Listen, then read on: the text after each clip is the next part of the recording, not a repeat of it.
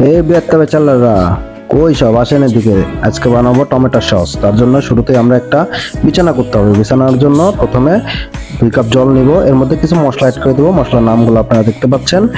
এইবার ওটাকে ফুটতে দিব, ফুটতে দিয়ে 10-15 মিনিট ফুটাবো। এবার টমেটোগুলোকে একটু গোসল করায় নিব। গোসল করানোর পরে এবার টমেটোগুলোকে কুচি কুচি কুচি কুচি কুচি কুচি করে কেটে নিব। আপনার ইচ্ছা মতো যেভাবে খুশি সেভাবে কুচি করে কাটতে পারেন, কোনো সমস্যা নাই। যত কুচি করবেন তত তাদের ওই বিছানাতে ঘুম ভালো হবে, যে বিছানাটা আপনারা পারলেন। ঠিক আছে, তো আমি মোটামুটি এইভাবে কুচি করে নিছি। ঠিক আছে, একদম কুচি কুচি। এইবার ওই যে বিছানা রেডি করতেছিলাম, দেখেন বিছানা হয়েছে কিনা একটু চেক দেই।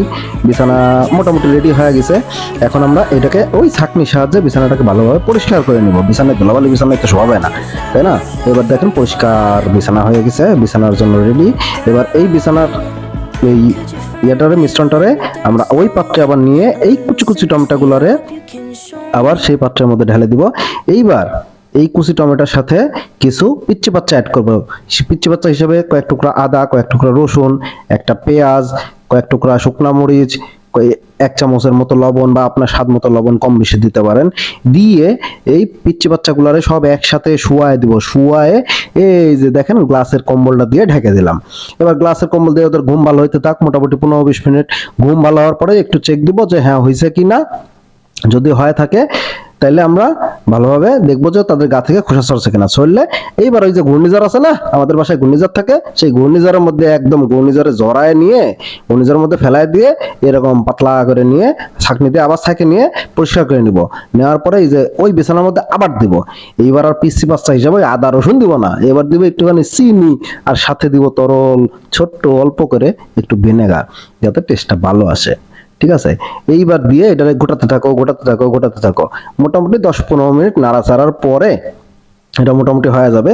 এর মধ্যে আপনারা চাইলে একটু ওই কি কর্নফ্লাওয়ার দিতে পারেন, তাহলে তাড়াতাড়ি হবে। এই যে এরকম ময়লার মতো দেখছেন না, ফেনা ফেনাই ফেলানোর দরকার নাই, কিচ্ছু হবে না। এই ফেনা এমনি ঠিক হয়ে যাবে। এই দেখেন, দেখছেন ঠিক হয়ে গেছে। ওটা মূলত চিনির ফেনা।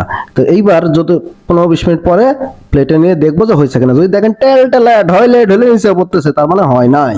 আরো ঘুটান, এই যে আরেকটু ঘুটানোর পরে মোটামুটি আরো 5-7 মিনিট পরে আবার প্লেটে নিয়ে দেখেন এবার আস্তে আস্তে খুব ঢলে পড়তেছে, কিন্তু খুবই আস্তে, তার মানে আপনার জিনিস হয়ে গেছে।